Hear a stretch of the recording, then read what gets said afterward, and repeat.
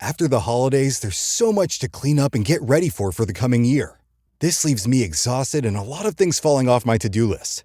It's time to lock in, and Omaha Steaks delivers everything you crave to reset after the holidays. An order from them means having high-quality Omaha steaks on hand at all times. I'm a big meat lover myself, and I always go with medium rare. But there's also plenty of poultry and other options available. Omaha Steaks offers unrivaled quality and variety, and every bite is backed by their 100% guarantee. A family-owned company with over 100 years of expertise in the meat industry. Let Omaha Steaks deliver high-quality proteins right to your door. Visit omahasteaks.com for 50% off site-wide during their end-of-season sale.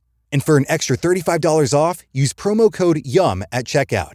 That's OMAHA steaks.com, promo code YUM. Terms apply. See site for details. Go to www.omahasteaks.com to get 50% off site-wide during their end-of-season sale and use promo code YUM at checkout for an extra $35 off. Minimum purchase may apply. Thanks to Omaha Steaks for sponsoring us. If you're an HVAC technician and a call comes in, Grainger knows that you need a partner that helps you find the right product, fast and hassle-free. And you know that when the first problem of the day is a clanking blower motor, there's no need to break a sweat. With Grainger's easy-to-use website and product details, you're confident you'll soon have everything humming right along. Call 1-800-GRAINGER, click Grainger.com, or just stop by. Grainger, for the ones who get it done. Moonlight spills across a silent graveyard where whispers of the undead linger in the cold air night. In the shadows stands a chosen warrior, the Slayer, destined to battle darkness itself. From the tree line, the sound of steel scraping. A silence is broken by a single haunting breath. A masked giant lumbers forward, machete in hand, vengeance in his soul. This week, it's Destiny vs. Nightmare. It is Buffy the Vampire Slayer versus the Crystal Lake Killer, Jason Voorhees.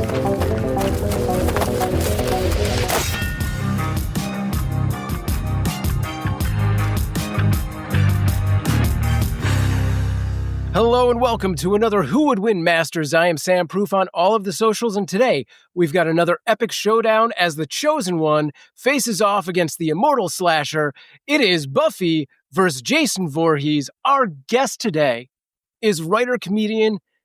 You know her from Knowing Is Half the Podcast. She's part of the new Rockstars main lineup, and she has something special dropping for them this spooky season. It's Gina Ippolita. Gina, how are you? Tell us about this new project.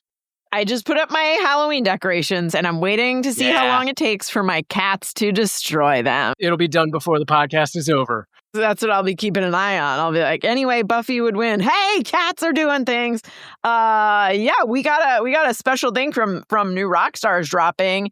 It is a very spooky all horror channel. We usually on the New Rockstars main channel do breakdowns of nerdy things that you know and love, like Marvel properties, DC. We just finished Alien Earth. We're doing Peacemaker, but this is called The Witching Hour. It's all horror content, all horror movies. I am one of the main hosts, along with Jessica Clemens and Eric Voss, two of the main New Rockstars hosts. We usually do stuff on New Rockstars, like breakdowns of Marvel and DC stuff, but at The Witching Hour NR is just for horror. We've got an awesome video from Jessica that's a video essay about Jennifer's Body for everyone who's seen Jennifer's Body and loves it, which is most people. I've got a video up there all about OG Nightmare on Elm Street and how it made and saved New Line Cinema, and also a little tidbit about how we wouldn't have Lord of the Rings without it. So if you're interested in horror movies, horror history, Lord of the Rings, there's a little bit of Blade action in there. You gotta watch it. Go check it out.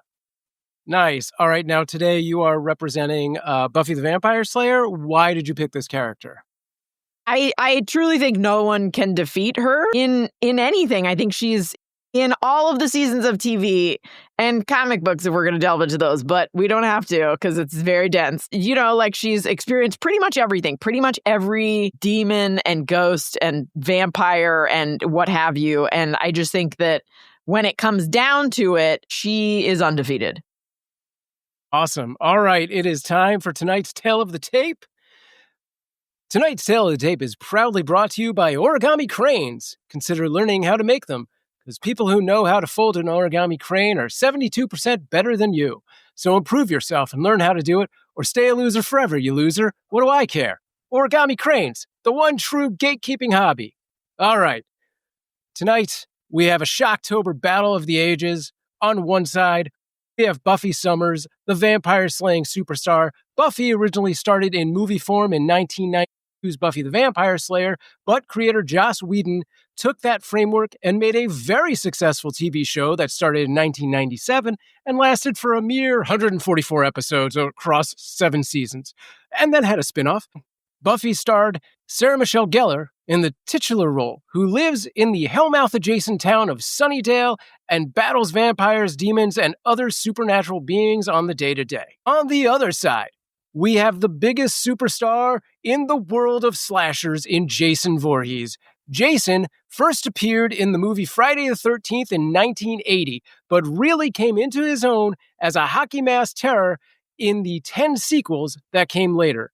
Created by Victor Miller, Jason has super strength, top-level regeneration, but on top of that, somehow shifted into becoming a demonic entity at some point in the series. Jason has officially been chronicled as having 143 kills in his mainline movies. Not bad if you love violence. Speaking of not bad if you love violence, it's time to introduce your opponent, Gina. The man who was voted in his high school yearbook as most likely to get thrown out of an IHOP at 2 a.m. It's Ray Stakenas. Ray, how's it going? Welcome back, sir. How are we all feeling on this wonderful Shocktober day? Gina, I'm familiar with your work. Are you? I've never seen you before in my life. This is a little outrageous right now. You know, the fact that the new rock stars have this awesome new horror channel out there. I will say right now, the second subscriber to the channel. I know this because I know how numbers work. I mean, it was a big surprise when it was announced. The point I'm trying to make right now is I'm excited for horror. I love Shocktober. It's my favorite time of year in general, but also on the Who Would Win Masters show. We're doing Shocktober because we are here for the season. I got Jason Voorhees. I've repped Jason before. I've repped Jason probably more than once before. I'm a big fan of his. And in the previous iteration of the Who Would Win show, TV's Gina Ippolito was a judge on the Buffy episode. And she told me afterwards, I represented Buffy. And she told me afterwards, everything that I either left on the table or somehow got in some way wrong. She had a long laundry list. So when it came time to doing Shocktober, boy, didn't it match up cosmically to get Gina on this show talking about this character, because I want people to rep people that they are loving and very familiar with. This is going to be a heck of a challenge, and I'm ready to do it. All right, let's get into it then. It is time for the rules in under 1 minute. Here are your rules for Who Would Win Masters in 1 minute. Number 1, there will be 3 timed rounds with counterpoints allowed. Number 2, characters will have no prior knowledge of their opponent and no outside interference will be allowed. Number 3, keep the characters in character. Outliers and crossovers will be given less weight. Number 4, battles can be won by death, knockout, battlefield removal, or incapacitation. And number 5, after the battle, I will give my unofficial opinion as to who wins and why. However, I am just one voice. It will be up to all of you on our social media and our Patreon to make your voices heard as to who won. All right. Gina, as our guest, you will start us off. You have 3 minutes on the clock for your first point, starting now. Hot diggity dog. In every generation, there is a chosen one. She alone will stand against the vampires, the demons, and the forces of darkness. She is the Slayer. That is her thesis statement. That is who she is. She fights vampires, demons, and forces of darkness. So, first of all, let's get to her power set. Buffy is freakishly strong, fast, and has accelerated healing powers. She also, by the end of the 7 seasons of the series, which is what I'm mainly going to focus on, is that TV series, she has the Slayer Scythe, which is an insanely powerful weapon imbued with magical powers, which could also literally cut Jason in half or cut his head off. She also has limited psychic powers, which can help warn her of dangers to come. That shows up in her dreams. She has dreams of like, when she's facing a particularly difficult opponent, she has dreams that warn her of things to come so that she can sort of prep and tell her team, the Scooby Gang, about everything that's happening. Now, she also has amazing reflexes and agility, and she has been training to fight basically every day of her life since she got her powers at the age of 16. She can fight great under pressure and can turn anything into a weapon. She goes out into the field with weapons on her, but oftentimes she has to improvise and make weapons. So she literally, like, even if she has nothing on her, she can grab something. She grabbed a banker's pen at one point to kill a vampire. She's also like pretty smart, whereas Jason is not. He has the mind of a child. Not that I'm making fun of him for that. I'm just saying, if it's a purely mental battle, mind of a child, mind of an adult slayer is going to win. She also has the help of a group of friends with different skill sets, one of whom is the most powerful witch to ever live.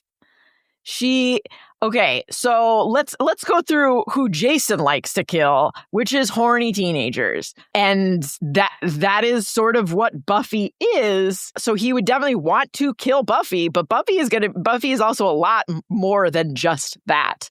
She is much more. She's defeated enemies way more powerful, way stronger, way more supernatural.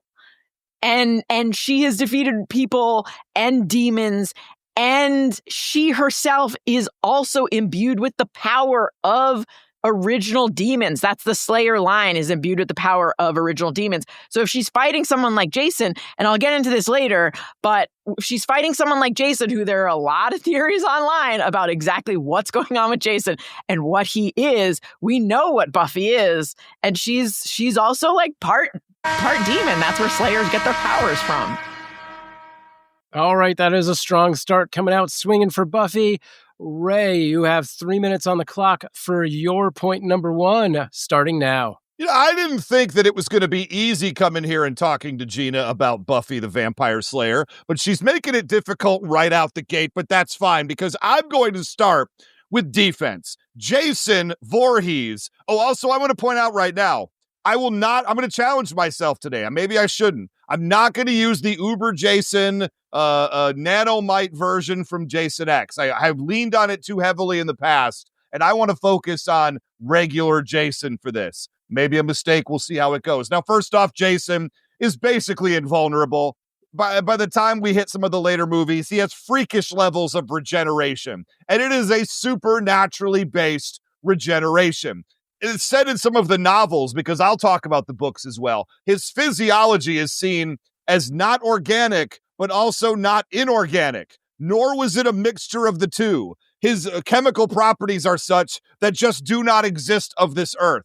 How can Buffy possibly get through something like that? Is there a slasher out there? Is there a character out there that's taken as much damage per capita over a certain period of time as Jason Voorhees? Jason Voorhees has been blown up. He's been electrocuted multiple times. He's had his limbs removed. He's been beaten senseless. He's been impaled. He's been shot. He's fallen into barrels and things of toxic waste. He had an entire house dropped on him, which then subsequently exploded. Jason could take a licking and keep on ticking like a Timex watch in the 80s. And 80 strong is where Jason comes from. Somewhere in there, he stopped being a human. In some of the earlier movies, he was a slower child, as Gina alluded to. And he still never, look, this is not a character that's ever going to cure cancer in our lifetimes. Let's just keep it real. But that being said, he doesn't have to. I think his single-minded focus is very, very important for this battle because he sees a target, he goes and kills the target. Buffy is often distracted by other things happening in her life, and the more things she has weighing her down mentally and emotionally, the worse she fights in a battle. And in a moment-to-moment basis, Buffy has lots going on. Jason Voorhees, though, to get back to it, he doesn't really dodge. He knows he can, and he has before, but he doesn't really need to. He can take whatever Buffy's going to hit him with, shrug it off, barely move at all when it happens, and then turn around and smack her a good one. He got whacked in the shoulder with a machete and just got up and turned around. He took a machete between his fingers. It was gross. He didn't even flinch. He got caught by Freddy Krueger in the dream world and had a heater boiler dropped on him. What are we doing right now? He's been hit by cars. He's been shot repeatedly. What is Buffy even going to do to bring him down? All right, Gina, you have 1 minute for a counterpoint. 60 seconds on the clock, starting now. What's she going to do to bring him down? Average teenagers bring him down. She's a teenager, but not an average one. In part 6, Jason lives. A bolt of lightning revives Jason. You know who else was revived by a bolt of lightning? Frankenstein's monster. You know who else was like Frankenstein's monster? Adam from Buffy season 4. And she defeated him. He was at least as strong as Jason. At least he was made up of different parts from different demons. And he was one of the smartest beings on the planet. And she performed an adjoining spell with her friends to soup her up even stronger than she already was, and took Adam down like he was a little baby, like he was a baby with the mind of a child, which is again what Jason is. And again, Adam was at least as strong as Jason, so if she can take him down, she can take down Jason. You know who she took down? 3 seasons worth of foes after that, including a literal god. Also, Buffy has died. Buffy has died and returned to the living. And let's not get too much into the comics. Let's not, because you just ran out of time for that. All right. It's a really insane start, and I can't imagine what points 2 and 3 are even going to lean on, because there's so much already out here. But I guess we'll find out when we come back after this.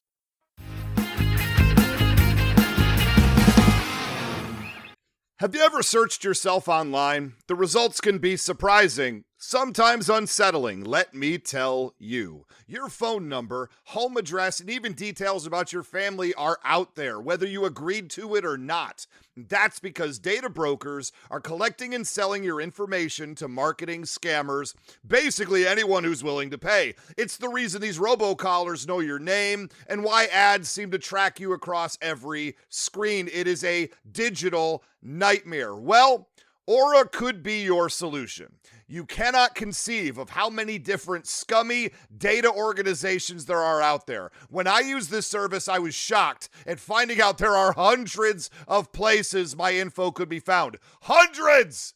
And Aura can shut a lot of that down. And if your identity's ever stolen, you're backed up by $5 million in insurance and 24/7 US-based fraud support to help you recover quickly. Look, other services charge about the same, but they only cover 1-2 areas maybe. With Aura, you get it all. Data broker removal, credit and identity monitoring, device protection, fraud support. It's all in one simple app. Aura removes what's already exposed, protects what's not, and puts you back in control. Right now, you can try Aura free for 14 days when you visit aura.com/remove. That's enough time for Aura to start removing your personal information from these data broker sites. Sign up today at aura.com/remove and get the peace of mind that your privacy, identity, and finances are safeguarded. That's aura.com/remove. Certain terms apply.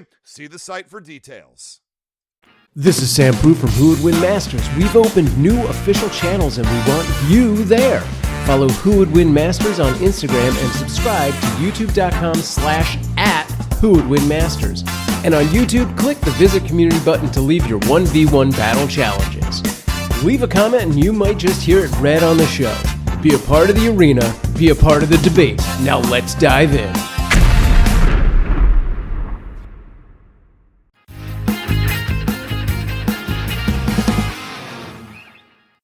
All right, we're back. Gina, you are up again with point number 2. You have 3 minutes on the clock for your God Slayer, starting now.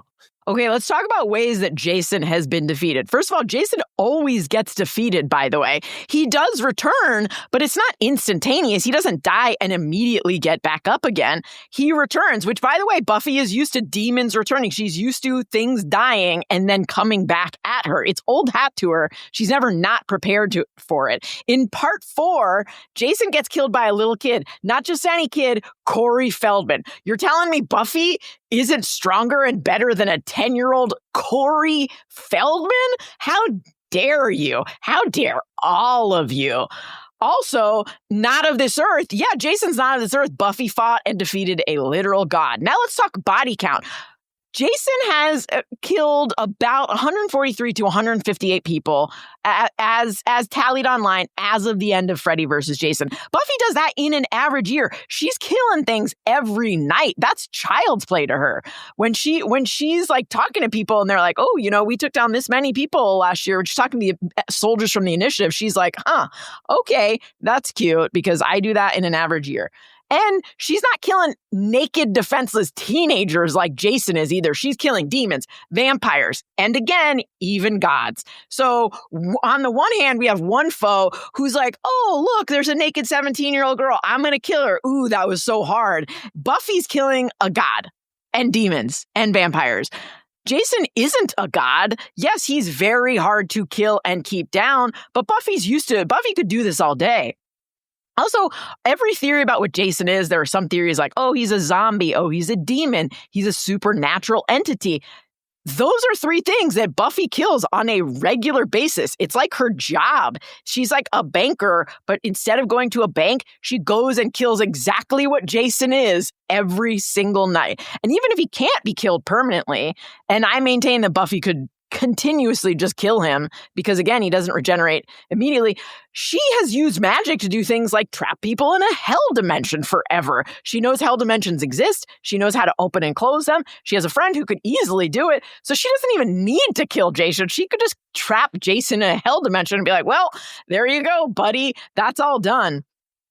Also, in number 7, New Blood, Jason is undone by a psychic 17-year-old girl who raises her dad, who then drags Jason under the water and chains him underwater. So basically, Buffy could just chain Jason underwater. You're telling me that she's not strong enough to grab him, chain him up underwater, and then leave him there until he's like raised again? Every way he's defeated it would be like a Tuesday night for Buffy. It's like, oh, hack him up with a machete? Great. Corey Feldman did it. So can Buffy. Oh, chain him under the water and just leave him there for years? Sure. Throw some toxic waste on him? Sure. All right, Ray, it is time for your second point. 3 minutes on the clock for the masked killer, starting now. Boy, Gina's going hard, and I am here for this challenge. Look, I want to counter a couple of things. I got to do it in my main points because I don't get the extra counters that our guests do. Buffy always has help from her friends. Buffy very rarely does these things by herself in an unknown environment, which is the setup for a who would win battle. She does not have access to people casting spells to boost up her power level to go into this battle. She has to do it alone. In fact, when she killed Glory, a god, Glory was trapped inside a human being's body named Ben. Ben? And she used Olaf the troll god's hammer to get that kill against Ben, a mortal human. And then they ended up killing Ben after, she was trapped inside his body. And so basically she didn't kill a fully powered god. She killed a manifestation of a god in a mortal body. That is a huge difference between killing that and what Jason Voorhees is. And what Jason Voorhees is strong. He smashes through doors. He shatters brick walls. He punches through walls and grabs people and chokes them out. He could easily lift and throw hay bales, 2, 3 at a time, minimum 400 pounds, because I did the math. Just kidding. Someone online did the math and I read their work.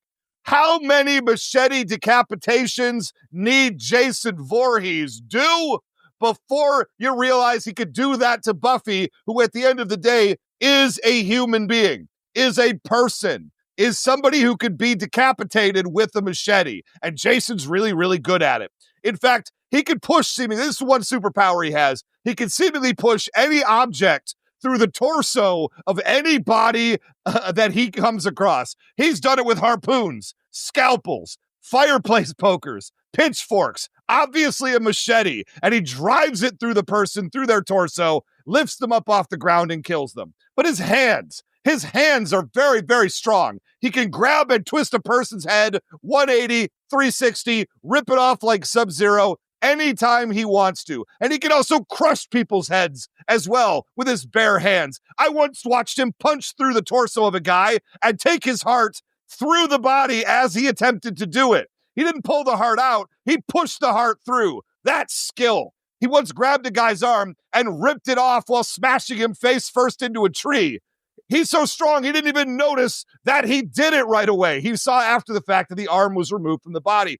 He lifted up a jungle gym with a man on it and flipped it over. He grabbed sleeping bags with people inside and smashed them against trees. He folds a man backwards who was lying on a bed. He folds him up backwards. And then he did it again to a second guy with his bare hands. Lifted a man off the ground with a spear in Freddy versus Jason and threw him into the heavens. Who knew if he even came down? The point that I'm trying to make in all this is all Jason has to do is get close, which he will, grab Buffy, which he will, and she will be torn asunder and this battle will be over. Strong words. All right, Gina, you have 1 minute for your counterpoint for point number 2. 60 seconds on the clock, starting now. No one's saying Jason isn't strong. I'm saying Buffy is equally as strong, if not more so. You know who else smashes through doors and walls? Buffy. She can also throw hay bales. There's an episode where she lifts construction beams that are metal construction beams just by herself, just like it's like a freaking lunchbox for a little kid. Also, in an episode of Buffy, the council takes away all of her powers, including her strength, separates her from all of her friends, and then unleashes an ultra strong and also completely insane vampire in an enclosed space with her, and she still manages to kill him without any powers or without her friends.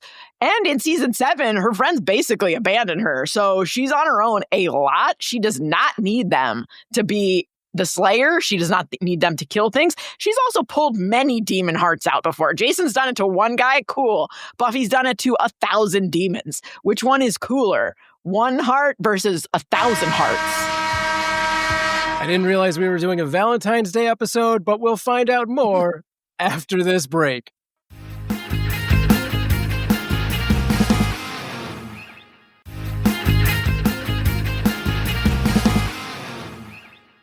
All right, it is time for our third and final round. Gina, you have 3 minutes on the clock for Buffy, starting now. Okay, let's talk similarities between Buffy and Jason and why Buffy comes out on top. Again, both of them have come back from the dead. Buffy, yes, she took a little bit of adjusting time, but that's what any healthy individual does. They go to therapy and they come back stronger. And that's what Buffy did. She came back stronger. Also, both of them, spoiler alert, have dead moms. Jason let it define him for the rest of his life. Buffy just had a very mini breakdown and then got back to getting crap done. That's how you do it. Dead mom, I'm going to go back. I'm going to get crap done. Also, again, one of them is facing only teenagers. Sure, at one point the FBI sort of blew him up with a bunch of weapons, but for the most part, Jason's main foes are teens. I don't know how you could, in any world, say, oh, this person mainly has killed defenseless, naked teenagers post-coitus. This person kills demons every single night and not realize which of them is stronger. Also, Jason went to hell. Buffy's been to a hell dimension. And again, Buffy came out of that hell dimension. She messed things up for all the demons who live there. Jason let himself get dragged down to hell. Like Buffy went in there and was like, hey, I'm Buffy. I'm going to mess up this hell dimension. Jason was like, wah, my mama. I want my mama. No water. Water's scary. Also, by the way, we learned in Freddy versus Jason that his weakness is water and cool puns. You know who has cool puns in spades? The Slayer. She also has access to water. That's your weakness? Like a wisecrack and some water? Buffy has both of those. Also, I'm going to end this with just just talking very briefly about the comics, which is, again, Buffy has 2,000 fully trained Slayers at her command in the comics. I realize she can't use them, but she's basically, by that point, a military commander who is the strongest of all of these soldiers. Also, at one point, she becomes immortal and can't be killed. So, Ray, using your own words, you called Jason pretty much immortal. Buffy fully becomes immortal. She cannot be killed in the comics. Now, I realize comics not weighted as great, but she also dies in the show and comes back to life. She even says at one point, she jokes about like, sure, kill me again. It's not going to help. It's not going to work. You can do what you're going to do. But again, Buffy is a teenager. She's going to high school. She's taking tests. She's living her life. She's going on dates. Jason, all he can handle is like killing 5 teenagers in one movie. And that's it. And then he's like, oof, I'm really tuckered out. I'm going to go let myself get dragged underwater for the next 10 years. Also, legacy-wise, you know that Buffy is better because there is a Buffy reboot coming out right now. Jason, as of today, no plans for a sequel. Sorry, Jason. We know who's better, at least in Hollywood's mind. All right, Ray, you have 3 minutes for Jason, starting now. Well, we already did the Friday the 13th reboot. What do you even mean? And you said so many things to upset me. First off, water. They did pretend in Freddy vs. Jason that Jason has this weird weakness to water. That's been disputed by everyone on the internet since it came out as perpetually weak writing on their part, because this is a guy who's waded into water in like most of his movies. His first appearance, he jumped into a canoe from where? Water. So obviously he's not that afraid of water, despite the fact that he died in it. And you say he only killed teenagers. That one really got me because he's killed police officers. He fought a psychic warrior in Friday the 13th, Part 7. And my best example in Jason X, he fought a combat android in space. A battle-tested android, and won that battle as well. Buffy's weaknesses, though. Relationships wear her out. Her mindset can weaken her, and she has too much empathy. You mentioned yourself, Gina, that Jason is a slower child, and I think Buffy would empathize with that. I think that would cause her to let her guard down at a certain point because she feels sorry for him, and that's when the machete goes through the sternum, and she gets taken out for good. I'd want to talk about, killing 5 people in a movie? I'm going to talk about getting it done right now. 143 mainline kills for Jason Voorhees in all his Friday the 13th movies, mainline. And 38 more that fall under the mysterious circumstances, and 14 more kills in the reboot. Jason Voorhees works. He's a worker. He's a workhorse, and he will get it done. He's basically a Super Saiyan. In the novels, they say he always comes back stronger if he's defeated than he was before, like Goku, a Super Saiyan, which means by the time we get to Freddy versus Jason, Jason X, and everything towards the end, he is walking around with big demon energy. BDE, I believe the kids call it on the street. And he absolutely massacres everybody. Bet's great strength doesn't matter. But he also has wild levels of stealth. I don't understand how somebody this big can always be silently moving behind folks, but that's what he does. People don't see him coming. He appears behind them and gets the upper hand. Well, one reason he does it is his slasher portation. He can teleport away or towards whoever he needs to, however he needs to. You can run at full speed away from him, and he's still going to be right on the other side of you. There was a girl in a dance hall room that looked around at every exit, and every time she turned to an exit, he was standing in front of the exit. And then he was right behind her, and he murdered her. That's Jason Voorhees. And let's not forget body snatching. It was only in one movie, but Jason Voorhees can jump bodies, take over bodies, and then as he's getting killed in that body, jump to a new one. I bet Glory, the god, wished she had that power. Final thing, huge win over Freddy Krueger, put it on the table, cut off his head, and took it out of the lake. All right, Gina, you have 60 seconds for your third and final counterpoint. 60 seconds on the clock, starting now. So you started that argument by saying that Freddy versus Jason doesn't count because people online told me it doesn't count. And then you ended with, oh, but Freddy was defeated by Jason. So which is it? Does it not count or does it count? Because Ray doesn't just get to ignore the parts that don't fit his narrative. Oh, everyone online refutes this. So your argument has basically devolved to Chuds online agree with me that this man could beat up this woman. Wah, wah. All right. Also, Ray arguing that empathy is a weakness. Have you never seen a superhero movie, dude? That's like all you watch is superhero movies. So you should know that. You bring up the novel and Jason in the novel. So then if we're getting into who is stronger in their books, it's Buffy. Again, immortal, cannot be killed. She becomes immortal in the comics and literally cannot be killed. Also, final thing, kill count. Buffy has killed at least 324. She has had at least 324 slays, which includes over 203 vampires, 100 demons, 8 spirits, 9 humans, 2 cyborgs, 1 robot, and 1 zombie. Has Jason killed anyone with the exception of Freddy, who I guess we're questioning, that isn't human? Yeah, the cyborg, the combat android I talked about before. So the one, because should we? He's only All right. faced one, and it died.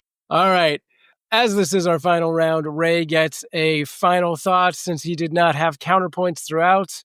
So Ray, whenever you're ready. You know, I started my point number 3, and the second I started talking, I realized my voice has gotten more hoarse and dried out because I was so enraged at what Gina's brought to the table, and I'm enraged because she did such a good job, but not good enough to beat me and Jason Voorhees. Because you say, oh, who is Jason? Well, first off, 300 kills sounds like a lot until you consider that it was 144 episodes. So that's like 144 hours. You divide that by 300. You divide 144 by 11 Jason movies. Look, I can't math, but I'll say right now, Jason's kill to our kills per hour ratio is much higher than Buffy's, despite the more impressive sounding number. I wasted a lot of time on that and probably shouldn't. The point I'm trying to make here is that obviously Jason is also immortal. We've talked about this. He really can't be killed. When you get him to the final Jason X movie, right? In Jason X, he's not even killed, right? They blow up a spaceship while he's on it, and then he just flies down onto Earth 2, and then he's just going to start killing again as soon as he gets here. That was not enough to bring down Jason Voorhees, nor should it be. And then his next movie, Freddy versus Jason, he won.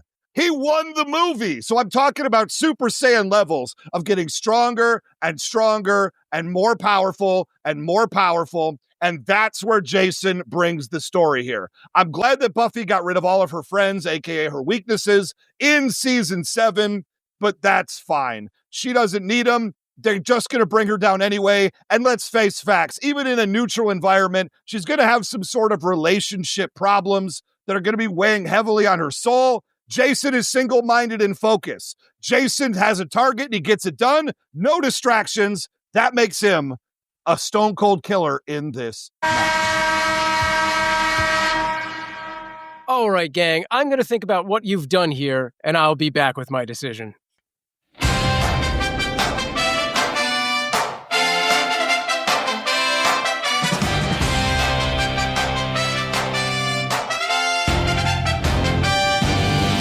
Sam has weighed all the points made.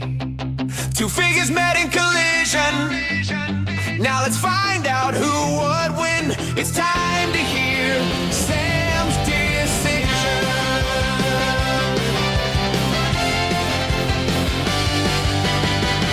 All right, gang, this was an insanely strong debate, and it started swinging right out of the gates, and that is both with machetes and stakes, and it did not back down, much like a certain killer in a hockey mask. We had some wobbles where Buffy's biggest accomplishments may have relied too much on her friends or gods being trapped in mortal bodies, but at the same time, Jason, who may or may not be an inorganic thing, is an out-of-this-world creature, like a demon that Buffy has killed at least 100 of. These two characters may just be matched in strength, healing factor, and invulnerability. And whether or not water is the crux of the Crystal Lake Killer, I do have to say that I think we've seen him come out of the lake without any effort. Puns, however, I think Buffy can slay with. Did you see what I did there? Of course you did. Anyway, Ray questioned Buffy's empathy and life dramas as a weakness, but if Buffy's friends aren't in the picture to help her, they're not in the picture to hinder her either. However, my final decision is that this battle is won in incapacitation, and that comes with strategy and improvisation. I'm giving this to the chosen one. It is Buffy the Vampire Slayer. Now, I am just one voice here. It is up to our community to vote how they feel, and we'll see what they say. Gina, throw accolades, do whatever you want here, put it in Ray's face, go for it. Yeah, he's never living this down. We're going to hear about this on Knowing Is Half the Podcast for the next decade of that podcast. Anytime he tries to argue a point with me, I'm going to be like, but who won, Ray? Who won? Well, we'll see. It is up to the community. Patreon people, if you want to hear me embarrass Ray for the next 10 years, you should vote for me. All right. And why don't you let the people know where they can find you? At Gina Ippy. Ray and I co-host a podcast together that we'll do until we're dead. And go follow The Witching Hour NR on YouTube. Right on. All right. Well, thank you. I hope we can have you back soon. I'm excited to see The Witching Hour. Ray, sorry to vote against you, my friend, but maybe the people will take your side. We'll see what happens. This was strong. This was so insanely strong. And I feel like I say that every week for every battle, but this could not have been closer, with the exception that you do have a child facing off against at least a teenager who has an insane strategic mind. So, Ray, any last words?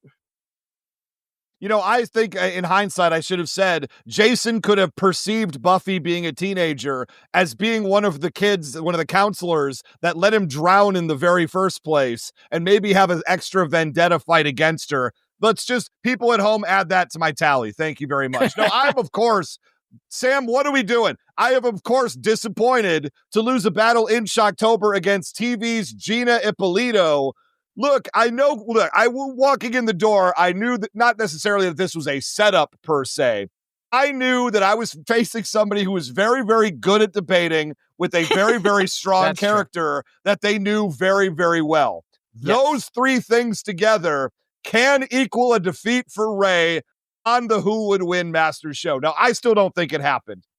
I think that Sam is incorrect. The people never disagree with Sam. Who am I kidding? That's Every true. time Sam gives a verdict, doesn't even matter that the people just agree with it. I think Sam is the people, the man of the people. The point I'm trying to make in all of this is Jason was robbed. Not just Ray was robbed. Jason was robbed. He would absolutely tear her limb from limb. And I believe I made that point. This was a very strong, very good battle of Who Would Win. I love this fight. I think he's going to catch her. She's got to get in close to do anything. And I think that's where the magic's going to happen. But that's not important. Go to patreon.com/whowouldwinshow. If Sam and Gina haven't poisoned the well enough in this episode, and vote for Jason Voorhees in this battle. We're going to come back next week for the wrap up and talk about how Sam was wrong, about how Ray was right, and put hashtags in front of all of it if you're still on that other site. Ray out. All right. Thank you for listening. And yes, absolutely make your voices heard on social media and Patreon. You can keep the debate going with Who Would Win Show on our Facebook and Threads, as well as on patreon.com/whowouldwinshow. And as Ray said, tune in next week for the wrap-up battles. If you're a member of our Patreon, you'll get that link to join us live. And if you think you've got what it takes to be a part of Who Would Win Masters, record a 1-minute video demo of yourself and send it to whowouldwinshow@gmail.com. And who knows, maybe we will see you in the Challenger's chair for Who Would Win Masters. This is Sam Proof. Stay strong.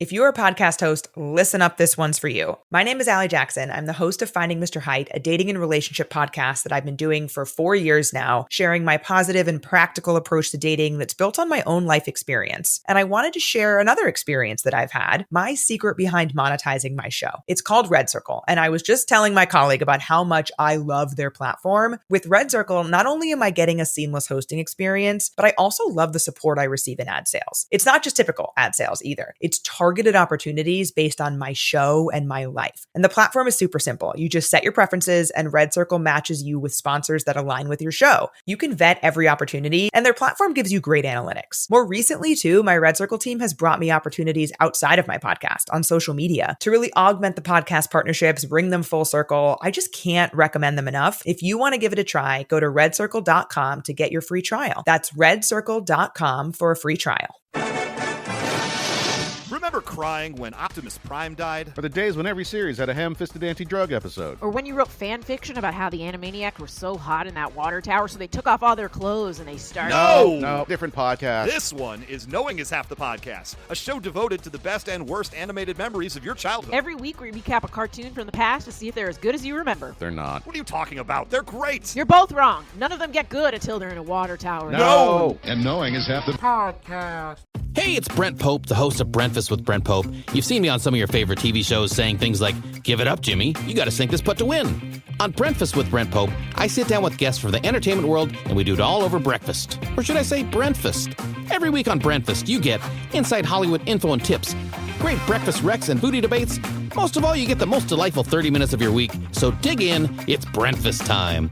Listen at Brentfast.com, Apple Podcasts, or wherever fine podcasts are found. This is Ray back one more time, and there is a 1 in 2 chance that I'm very happy with the results of this past episode. One more reminder that if you'd like to join in with the legion of audience, you can go to patreon.com/whowouldwinshow and support what we do. That's it. That's the message. Time to start my research on next week's battle. I'll see you there.